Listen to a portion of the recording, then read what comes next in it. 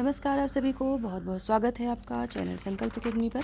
आज के इस वीडियो सेशन में हम फिर से निबंध के 25 क्वेश्चन को लेकर 25 नहीं बल्कि आज हम ज़्यादा क्वेश्चन करवाएंगे, यानी कि 76 से लेकर के 114 नंबर तक के समस्त प्रश्नों को आज हम यहाँ लेने वाले हैं। तो वीडियो में बने रहें और अपने निबंध के क्वेश्चन की प्रैक्टिस जरूर करें। पहला क्वेश्चन हमारा है आज का, साहित्य जनता की चित्तवृत्ति का संचित प्रतिबिंब है, इस पंक्ति के सही लेखक हैं। सही लेखक से तात्पर्य यहाँ पर पंक्ति के लेखक से है। पंक्ति के लेखक हैं महावीर प्रसाद द्विवेदी, गुलाब राय, रामचंद्र शुक्ल या प्रेमचंद। इनमें से कौन है? तो सही ऑप्शन यहाँ पर हम लेंगे सीधे रामचंद्र शुक्ल, यानी कि ऑप्शन सी। अगला प्रश्न है, जन्म काल के अनुसार हिंदी निबंधकारों का सही क्रम है। विद्यानिवास मिश्र, भारतेंदु, विवेकी राय, अध्यापक पूर्ण सिंह। इनमें से जन्म काल के अनुसार इनका जो है आपको सही क्रम बताना है।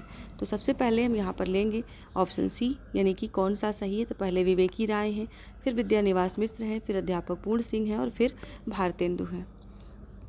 जन्म काल के अनुसार हिंदी निबंधकारों का सही क्रम है, ये गलत है, सॉरी। यहाँ पर सबसे पहले होंगे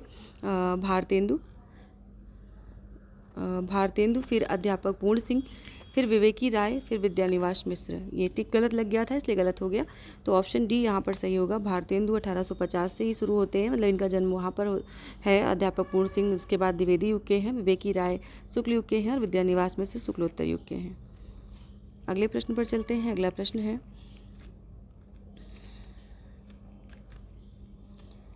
जगत तपोवन सो कियो निबंध किसका है? गुलाब राय, विवेकी राय या रामदरस मिश्र। विवेकी राय यहाँ पर 2 बार दे दिया गया है, तो दोनों ही ऑप्शन नहीं सही हो सकते, इसलिए जो पहला है हम उसी को लेंगे, यानी बी ऑप्शन यहाँ पर सही है, विवेकी राय। कविता क्या है निबंध के लेखक कौन है? रामचंद्र शुक्ल, हजारी प्रसाद द्विवेदी, अध्यापक पूर्ण सिंह और कुबेरनाथ राय। तो कविता क्या है निबंध रामचंद्र शुक्ल जी के द्वारा लिखा गया है। अगला प्रश्न है, जन्म काल के अनुसार हिंदी निबंधकारों का सही क्रम बताना है। बालकृष्ण भट्ट, हजारी प्रसाद द्विवेदी, रामचंद्र शुक्ल, कुबेरनाथ राय। इनमें से कौन सही होंगे?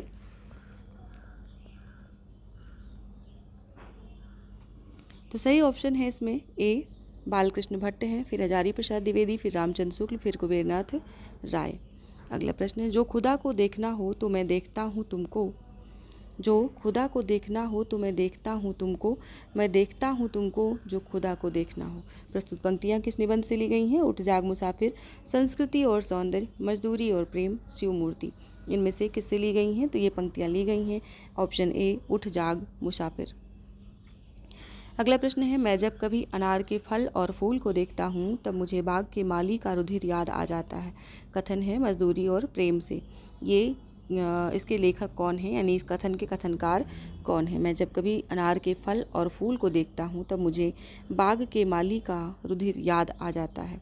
गुरु नानक, पूर्ण सिंह, राफेल, खलीफा उमर। तो इसमें सही ऑप्शन होगा ऑप्शन बी, पूर्ण सिंह। अगला है, वंदे वाड़ी विनायको। इनमें से किसका निबंध संग्रह है?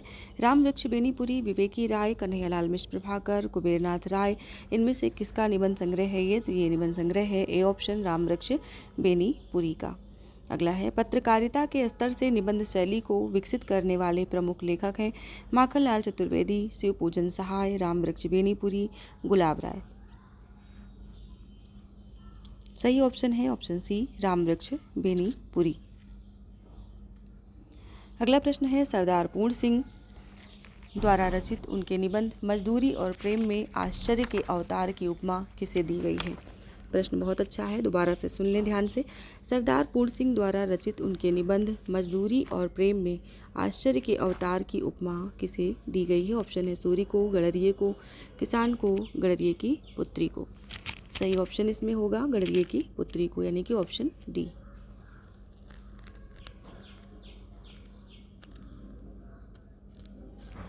अगला प्रश्न है, किसी के घर में न घर कर बैठना, इस दारे फानी में ठिकाना बेठिकाना, और मका बर ला मका रखना। प्रस्तुत पंक्तियाँ किस निबंध से ली गई हैं? ऑप्शन है मजदूरी और प्रेम, नाखून क्यों बढ़ते हैं, शिव मूर्ति, कविता क्या है। इनमें से किसके निबंध से ये पंक्तियाँ ली गई हैं? कौन से निबंध से? तो ये ली गई हैं मजदूरी और प्रेम से, यानी कि ऑप्शन ए।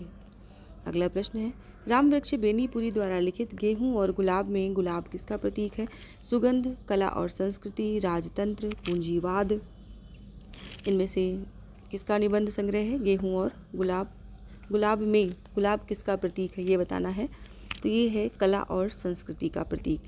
शिरीष के फूल नामक रचना की विधा है उपन्यास, नाटक, काव्य, ललित निबंध। तो इसमें जो सही ऑप्शन है शिरीष के फूल का वो है ऑप्शन डी, ललित निबंध। अगला प्रश्न है इनमें से कौन सा आचार्य हजारी प्रसाद द्विवेदी जी का निबंध नहीं है?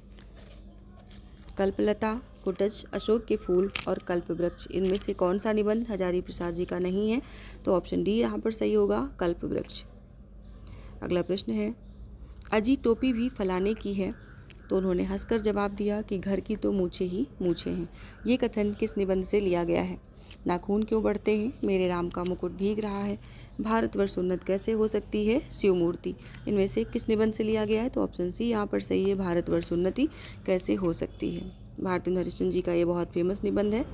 अगला प्रश्न है भारतवर्ष उन्नत कैसे हो सकती है निबंध में किस नगर का वर्णन किया गया है? जौनपुर, देवरिया, बरेली या बलिया का। तो ऑप्शन डी यहाँ पर सही है, बलिया। अगला प्रश्न है काव्य भाषा और काव्योत्तर भाषा किस लेखक का निबंध है? डॉक्टर नगेंद्र, विद्यानिवास मिश्र, रामविलास शर्मा, रामचंद्र शुक्ल। काव्य भाषा और काव्योत्तर भाषा किस लेखक का निबंध है? तो ये ऑप्शन बी सही होगा, विद्यानिवास मिश्र। दूसरी परंपरा की खोज आलोचना के लेखक कौन है? इसमें आलोचनात्मक निबंध है ये। नामवर सिंह, कुबेरनाथ राय, महावीर प्रसाद द्विवेदी, रामविलास शर्मा। तो इसमें सही होंगे नामवर सिंह, ए ऑप्शन यहाँ पर सही होगा। अगला प्रश्न है नामवर सिंह ने अपने निबंध संस्कृति और सौंदर्य में किस निबंधकार के संस्कृति और सौंदर्य संबंधी दृष्टिकोण की व्यापकता और प्रासंगिकता का उद्घाटन किया है? महावीर प्रसाद द्विवेदी, आचार्य रामचंद्र शुक्ल, हजारी प्रसाद द्विवेदी, विद्यानिवास मिश्र। तो इसमें से सही ऑप्शन होगा आपका हजारी प्रसाद द्विवेदी। इन्होंने कहा कि नामवर सिंह ने अपने निबंध संस्कृति और सौंदर्य में किस निबंधकार के नामवर सिंह ने अपने निबंध में लिखा है संस्कृति और सौंदर्य में हजारी प्रसाद द्विवेदी के बारे में कि संस्कृति और सौंदर्य संबंधी दृष्टिकोण की व्यापकता और प्रासंगिकता का उद्घाटन हजारी जी के अंदर बहुत था। अगले प्रश्न पर चलते हैं। अगला प्रश्न है दिल्ली दरबार दर्पण में बड़े शासनाधिकारी राजाओं को प्रदान किया गया रेशमी झंडा, सोने का तमगा, रेशमी झंडा व सोने का तमगा। इनमें से कोई नहीं। तो क्या प्रदान किया गया था ये बताना है। तो इसमें प्रदान किया गया था ऑप्शन सी, रेशमी झंडा व सोने का तमगा। अगला प्रश्न है निम्न में से बेमेल छांटिए। भारतेंदु, दिल्ली दरबार दर्पण, प्रताप नारायण मिश्र, भारतवर्ष उन्नत कैसे हो सकती है। तो यही वाला जो है बेमेल है, क्योंकि ये निबंध भारतेंदु का ही है, बाकी सभी सही हैं। रामचंद्र शुक्ल का कविता क्या है? हजारी प्रसाद द्विवेदी का नाखून क्यों बढ़ते हैं। अगला प्रश्न है निम्न में से बेमेल छांटना है। विद्यानिवास मिश्र, मेरे राम का मुकुट भीग रहा है। अध्यापक पूर्ण सिंह, मजदूरी और प्रेम। विवेकी राय, शिवमूर्ति। तो ये वाला जो है बेमेल है, विवेकी राय का निबंध नहीं है शिवमूर्ति। नामवर सिंह का संस्कृति और सौंदर्य है। अगला प्रश्न है निम्नलिखित में से कन्हैयालाल मिश्र प्रभाकर का निबंध नहीं है। इनमें से कौन सा निबंध नहीं है? जिंदगी मुस्कुराई, महके आंगन चहके द्वार, दीप जले, शंख बजे, समय समय पर। तो ऑप्शन डी यहाँ पर सही होगा, समय समय पर। अगला प्रश्न है आचार्य रामचंद्र शुक्ल का निबंध कविता क्या है? चिंतामणि के कौन से भाग से लिया गया है? चिंतामणि निबंध में ये लिया गया है कविता क्या है? चिंतामणि भाग 1, भाग 2, भाग 3, भाग 4। किस भाग से लिया गया है? तो ये लिया गया ऑप्शन ए, चिंतामणि भाग 1 से। अगला प्रश्न है यदि गद्य कवियों की कसौटी है तो निबंध गद्य की। ये कथन किसका है? बहुत फेमस कथन है, इसका हम ऑप्शन नहीं देंगे आपको, सीधे बताते हैं। ये कथन आचार्य शुक्ल का। खरगोश के सींग निबंध किसका है? कन्हैयालाल मिश्र का, उपेंद्र नाथ अश्क का, प्रभाकर माचवे का या केदारनाथ अग्रवाल का। तो ये है प्रभाकर माचवे यानी ऑप्शन सी का। अगला प्रश्न है नाखून क्यों बढ़ते हैं? ये निबंध हजारी प्रसाद द्विवेदी के किस निबंध संग्रह से लिया गया है? यहाँ पर निंद लिख किया है, इसको आप निबंध पढ़ें।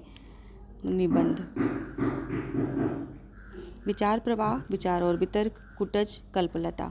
नाखून क्यों बढ़ते हैं? ये निबंध हजारी प्रसाद द्विवेदी के किस संग्रह से लिया गया है? तो ये लिया गया है कल्पलता से, यानी कि ऑप्शन डी यहाँ पर सही होगा। नाखून क्यों बढ़ते निबंध, इसमें किस प्रकार का निबंध है? वर्णनात्मक, ललित निबंध, विचारात्मक निबंध, इनमें से कोई नहीं। तो ये है ललित निबंध, ऑप्शन बी। अगला है भारतवर्षोन्नति कैसे हो सकती है? निबंध हरिश्चंद्र चंद्रिका पत्रिका में प्रकाशित हुआ था 3 दिसंबर 1881 ईस्वी, 3 दिसंबर 1882 ईस्वी, 3 दिसंबर 1883 ईस्वी या 3 दिसंबर 1884 ईस्वी। तो ये मैं आपको बता दूं, ये जो व्याख्यान था ये बलिया मेले का था, जो कि 3 दिसंबर 1884 ईस्वी में प्रकाशित हुआ था। अगला प्रश्न है, निम्नलिखित में से राम वृक्ष बेनीपुरी की रचना नहीं है? गेहूं और गुलाब, माटी की मूर्तें, बंदेवाड़ी विनायकों, बाजे पायलिया के घुंघरू, इसमें से कौन सी रचना रामवृक्ष बेनीपुरी की नहीं है? तो बाजे पायलिया के घुंघरू इनकी रचना नहीं है। अगला प्रश्न है, निम्नलिखित में से हजारी प्रसाद द्विवेदी का निबंध संकलन नहीं है? कौन सा निबंध हजारी जी का नहीं है? विचार प्रवाह, आलोक पर्व, कल्पलता, चेतना के बिंब। तो ऑप्शन डी यहाँ पर सही होगा, चेतना के बिंब। अगला है, यौवन के द्वार पर निबंध किसका है? नगेंद्र, रामचंद्र शुक्ल, रामविलास शर्मा, हजारी प्रसाद द्विवेदी। इनमें से कौन सा सही होगा यौवन के द्वार पर? तो ऑप्शन ए सही होगा, डॉक्टर नगेंद्र। अगला प्रश्न है, निम्नलिखित में से नगेंद्र का निबंध संकलन नहीं है?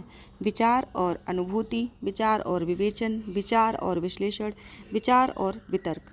डॉक्टर नगेंद्र ने विचार नाम से बहुत सारे निबंध संकलन यहाँ पर संकलित किए हैं। विचार और अनुभूति, विचार और विवेचन, विचार और विश्लेषण, विचार और वितर्क इनका निबंध नहीं है।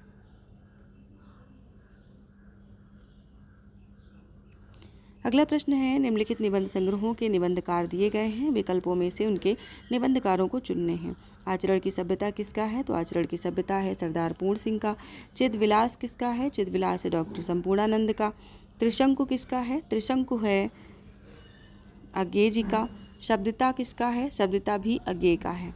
फिर बैतलवा डाल पर, ये किसका है? तो ये निबंध है कुबेरनाथ राय का। और लास्ट में किस निबंधकार को हिंदी का एडिशन कहा जाता है? भारतेंदु हरिश्चंद्र, प्रेमघन, प्रताप नारायण मिश्र या गुलाब राय को? हिंदी का एडिशन तो ये कहा जाता है प्रताप नारायण मिश्र को। ऑप्शन सी यहाँ पर सही होगा। आज हमने निबंध के टॉपिक को ख़त्म कर दिया। यहाँ पर 114 क्वेश्चन हमने निबंध के पूरे किए हैं, यानी कि ये कई पार्ट में पूरे हुए हैं, लेकिन आज निबंध का टॉपिक ख़त्म होता है। अगला टॉपिक हमारा होगा आलोचना का। नेक्स्ट क्लास हमारी होगी आलोचना की प्रैक्टिस सेट के साथ। वैसे मैं लाइव नहीं करवा पाती हूँ, इसको लाइव करवाना चाहिए, लेकिन लाइव करवाने के लिए एक शर्त है कि भैया आप लोग शेयर नहीं करते। तो जब कुछ लोग देखने वाले नहीं होते, सिर्फ 1 या 2 लोगों के लाइव सहारे में करना मुझे भी उचित नहीं लगता, इसलिए मैं नहीं करती। लेकिन बाद में आप इन वीडियोज़ को देख सकते हैं अच्छे से।